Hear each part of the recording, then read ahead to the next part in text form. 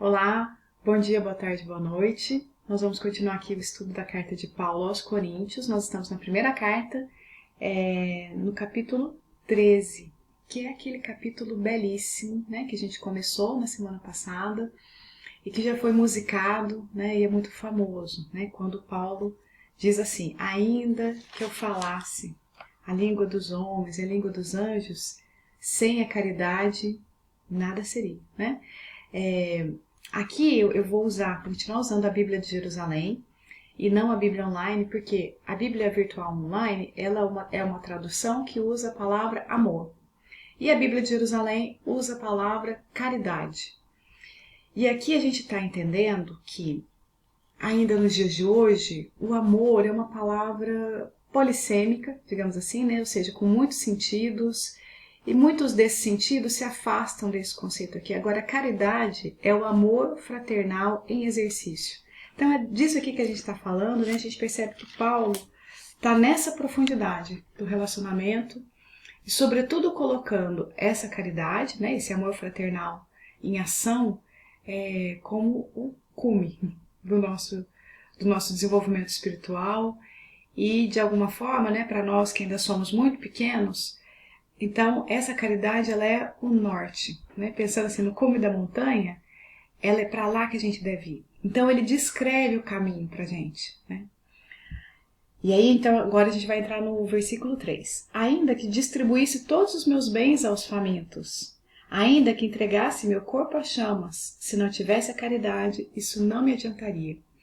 Então, essa primeira parte, né, de fazer caridade, de fazer essa caridade material, ela ainda é pouco, né? Porque às vezes a gente pode desapegar ou trabalhar mesmo, né? No meio espírita, como a caridade ela é muito central, muitas pessoas, né, que são simpatizantes ou se dizem espíritas, ou mesmo nas instituições, nos centros espíritas, a gente coloca ali a caridade como algo que faz parte do planejamento, né, diário da vida ou da semanal, enfim, a caridade faz parte. Mas o que ele está dizendo aqui, né, e o filme Nosso Lar 2 mostra isso de uma forma muito bonita também, eu posso fazer caridade, isso me ajuda, claro, né, ajuda as pessoas, mas principalmente me ajuda. Só que se eu não me transformar, essa ajuda é pequena em relação ao meu próprio desenvolvimento espiritual, né? Então, por quê? Porque é a caridade que nos move, não é só a doação, é a caridade. Isso de entregar o meu corpo às chamas, né? Isso tem a ver com aquele momento em que as pessoas eram sacrificadas, né? Ou por castigo, ou por, sei lá, por outros motivos ritualísticos, né? Existe a coisa do sacrifício. Mas ainda diz, ele fala dessa questão nesses termos. Não adianta o sacrifício sem o amor fraternal. A caridade é paciente, a caridade é prestativa, não é invejosa, não se ostenta, não se incha de orgulho. Então, todos esses sentimentos muito mundanos, muito da matéria, que continuam em nós, porque nós estamos ainda no começo da nossa jornada, Paulo vai nos lembrando, né? Fazer caridade com impaciência, com pressa que as pessoas sejam gratas, com pressa de perceber que o bem que eu fiz atingiu mesmo, aquela pessoa ela se transformou. Essa pressa não combina com o amor fraternal, porque o tempo é de Deus, né? E cada um tem o seu livre-arbítrio para seguir o seu tempo próprio. A gente faz o que pode, né? E a caridade está nisso mesmo, de conseguir contribuir com a obra divina. Mas o tempo do outro é do outro. A caridade é prestativa, né? Eu estou ali solícita, pronta para ajudar. A caridade não tem inveja nem orgulho, não ostenta, né?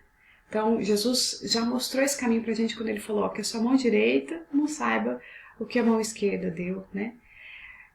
Porque eu não tenho que ficar me enchendo de vaidade por algum bem que eu fiz. O bem que a gente faz, ele é nosso escudo protetor do mal que nos rodeia e, sobretudo, do mal que mora dentro da gente mesmo. Então, de alguma forma, a gente pode pensar: fazer o bem é minha obrigação na evolução espiritual. Fazer o bem só me ajuda, né?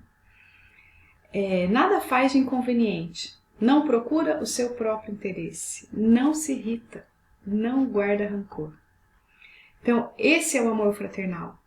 Né? Sempre que a gente está muito irritado, a gente está distante do amor fraternal. Claro, a irritação faz parte dos contextos da vida material, mas ela é um indício da nossa inferioridade, né? E ela aponta que mudanças precisam acontecer nessa situação para que eu consiga ir superando essa irritação, né? Principalmente se ela for muito constante, né? Então esse é um caminho, é uma indicação, é uma placa, né? Como se fosse uma placa assim, não vá para aí. Uma placa, né, oposto do cume da montanha, né? Enfim. Mas vamos ficar aqui, semana que vem a gente continua.